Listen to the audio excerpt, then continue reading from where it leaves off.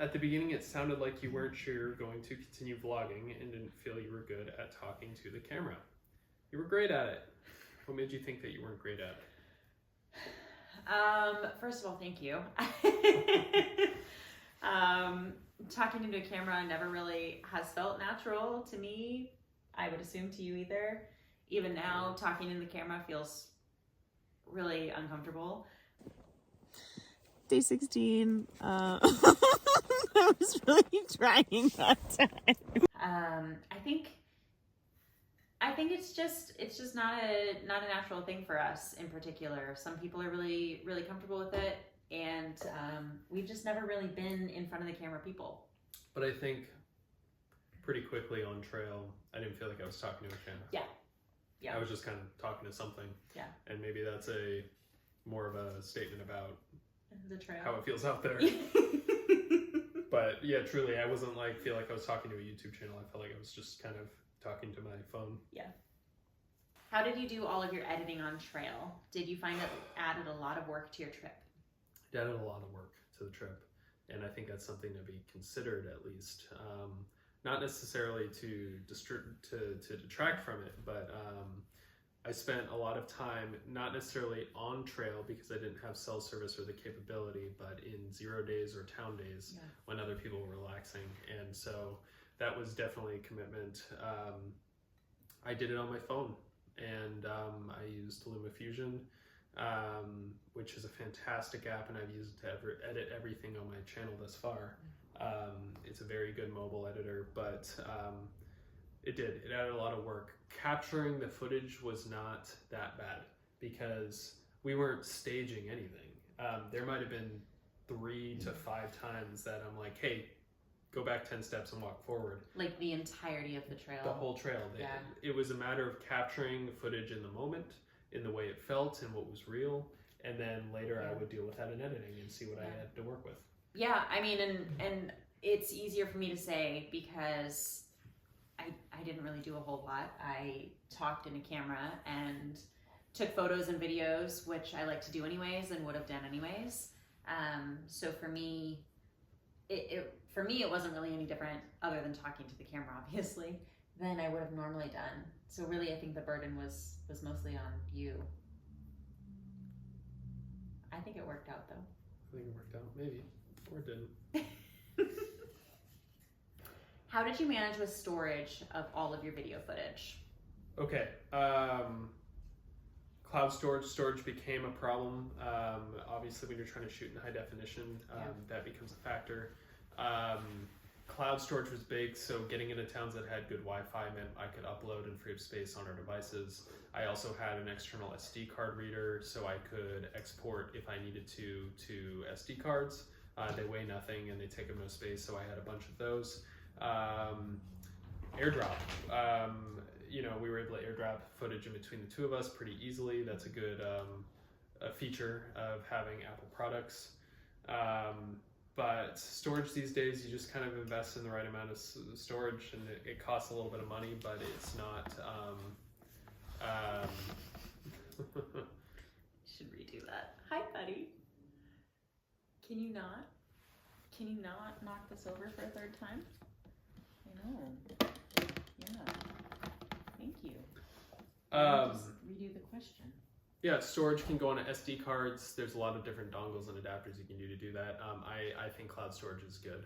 It depends on when you have good Wi-Fi to be able to upload that footage, but cloud storage makes that nice, safe, and secure. And if you fall into a river, it's still safe because it's on cloud storage. Yeah. What camera did you guys use? Did you bring a lot of extra lenses, or is there one lens that you feel is good for a multi-purpose outdoor lens? Was the extra camera weight worth it to you guys? I carried the Sony a6000. Absolutely worth it for me. I will carry it. I carry it on all my day hikes. I will carry it on every backpacking trip in the future. Personal preference, I just feel like iPhones, smartphones, they're great, but they do not capture the same image as a true camera does. The Sony a6000 is mirrorless. I brought one lens with me. It was just like the standard what is it? I didn't bring my It's a kit prime. lens. I didn't bring my zoom lens. Do I wish I could have? Yes. Or, you know, if it were weightless, yes. Was it worth the wait to bring those extra lenses for me? No.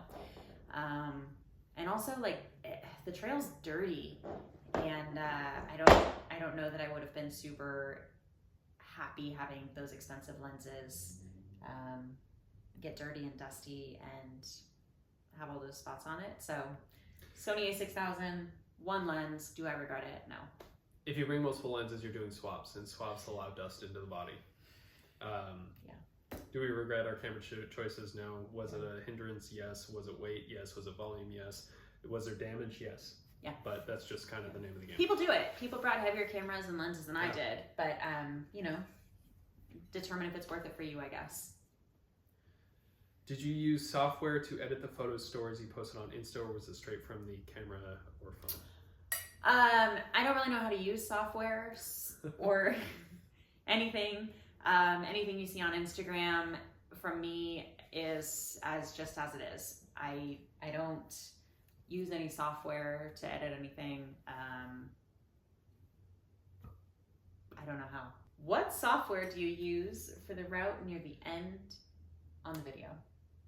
I created a GPX file. I had to edit that and time stomp it to make it work, but our route was in GPX file, and then I imported those GPX files into an app called Relive that generates the visual.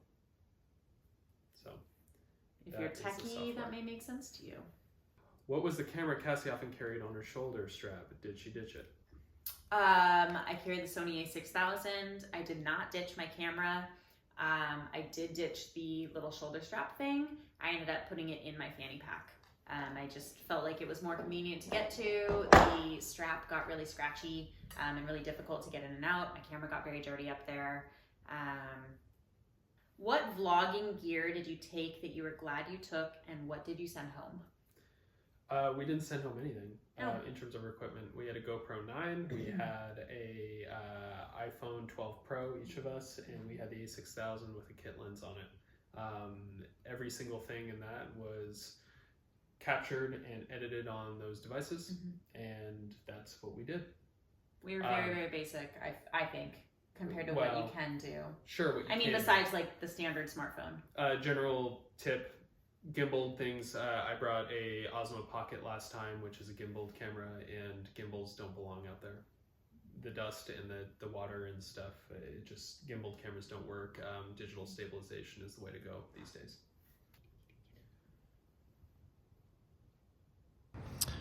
Hey there, Goltech here. Met you down in Lassen at the lake down there.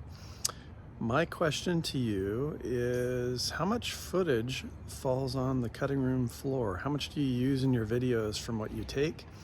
And also, I'm curious how much time Rob spends on average per minute of video, assuming I think it's all Rob that produces it, but excuse me if that's not the case. So looking forward to the breakdown of your hike. No offense taken there, that 100% is the case. We met Goltech in Lassen National. We never forgot about him.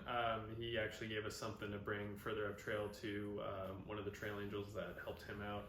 And so much trail angel magic. Yeah, he carried 12 pounds of on-trail trail magic, and there was 2 times that we saw people on trail who were carrying trail magic just to give out, and them carrying the weight themselves, I don't know, it stands out a little bit. Crazy. But Crazy. Goltech, I think, does media, does stuff, video and documents too, which is probably why he's curious. The videos, depending on the length of the section, range from 10 minutes long to 30 minutes long, sort of, in each episode for each section of PCT. I think in the beginning of the trail, we were probably at somewhere between 30% to 50% efficiency on the clips that we used and ended up in video. And pretty quickly throughout that process, you kind of learn what shots are going to work and which aren't, and you stop getting redundant shots. By the end, it was probably 50 to 75% efficiency in terms of what we captured and what ends up in a video.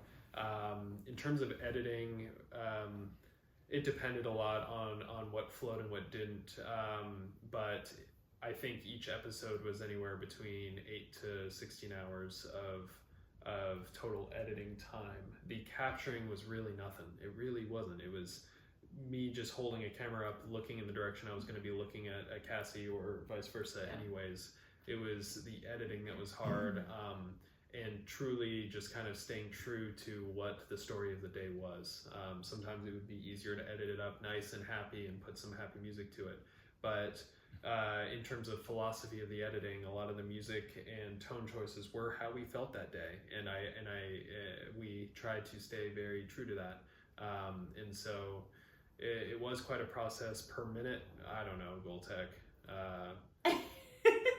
I don't know, but some minutes were way more time than others, and when you're in places like the Goat Rocks or the High Sierras, those videos make themselves. Yeah. It's when you're walking through trees in NorCal and there's really no views that the editing really gets challenging, because the story becomes less about the scenery you're seeing and more about the personal challenges. And not that those didn't happen in the more scenic sections too, but really there were definitely episodes that were scenery based, and there were episodes that were how you're getting through the part that's not scenic. Yeah. Thanks, Goltech. It was we remember you, and it was great to meet you there. We haven't forgot about you. How did vlogging change, influence your hike compared to your previous section hike?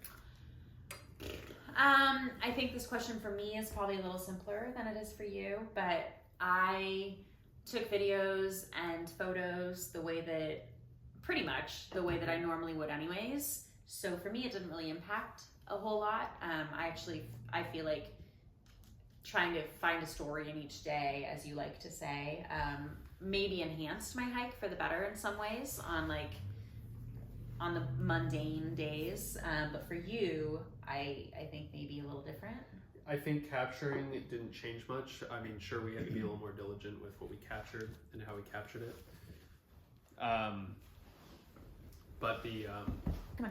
But it was the editing side that was the real duress.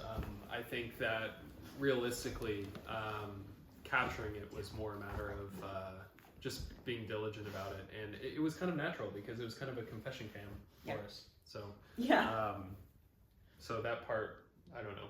I don't think capturing was different, but editing was just a lot of time. And the problem with editing was that when we're off trail and we're taking a zero, I had to be thinking about trail because I'm editing footage from a section I probably didn't feel very good in, especially in the NorCal sections. And so my brain had to be in it a lot. So, how did you store and edit footage while on trail? I stored on memory cards on my phone, in cloud storage when I could upload, to free up space on my devices. And I edited with LumaFusion. It's a mobile-based editor. I think it's 4K compatible now. It's a great software, and I've used it for every single thing I've edited on this particular channel. Do you feel like vlogging made your hike more stressful? Would you do it again? That's a really hard question. That's a good question, yeah.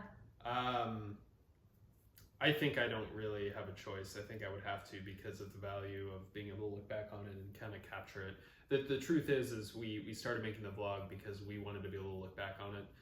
Obviously, other people enjoyed it too, or it seems that way anyways. So I think if we did another long adventure, big adventure, making videos about our travels is kind of my way of processing them a little bit. And truly, I didn't feel like I was done with the trail until I finished that project. So probably, did it make it more stressful? Absolutely. Did it take time away from relaxing? Yes. But would I do it again? I think I would have to. Yeah. Right? Yeah. We love watching them. Yeah. You know? Ultralight tripod, selfie stick. We didn't. We didn't. I think that there's nature, and it's kind of fun to find a way to Make something work. Make something it work. Selfie stick. Why would you bring a selfie stick when you're carrying a trekking pole if you really needed to? But What? Well, I don't know about that. It's how are you going to just like strap your phone onto a trekking You pole? mount it to your trekking pole. That's lighter than bringing a whole other stick. With tape? No, with a mount. With a Well, clip. that's still with kind of anything. selfie stick, right? No, it's not. A selfie stick is a telescoping device. There's one upstairs if you want to see it. You have a selfie stick? It's in the pack of the GoPro I just got you. Thank you very much. Does Dad have attitude? Ultralight tripod or selfie stick. We did not use either of those. Some people have a GorillaPod. That's a good option for a light camera tripod. We could have brought one, we didn't. Selfie stick, wide angle lenses these days. I don't really know why a selfie stick is necessary. Digital stabilization. If you need to use a selfie stick or get that distance, your trekking pole works great. If you bring them out, that works for it. Yeah? Yeah. Can you talk about how vlogging your adventure has enhanced or hindered your adventure? Oh, lots of questions on this. Again, for me, I think I wouldn't say vlogging hindered my adventure, but I also wasn't the one doing the legwork on it. I would say that on my end, it enhanced, and it would be because I think that it forced me to find the details sometimes, or I don't know, just little details in the day that I maybe wouldn't normally focus on. But you have a different, side of that. I think some days vlogging, the editing of the vlogs was hard. Here's the problem, is a lot of me was feeling like I wish I waited until after the trail to edit, but the fact is I'm glad I didn't. There's no way that I would remember or be able to communicate to myself in the videos how I was feeling at that point. Sure. There were episodes that were kind of heavier.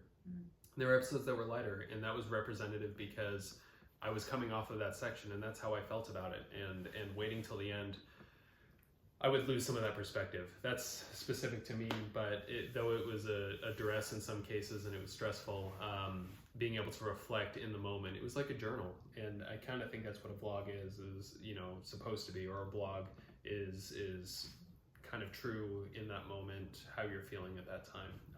Sure. And there's something kind of fun about creating a project where you're not sure that you're going to succeed, and you're making videos anyways about the struggles of what it looks like before you know you're going to make it. Yeah. Right? Mm-hmm. Yeah, absolutely. Rob said he would organize the questions so I didn't have to print them again.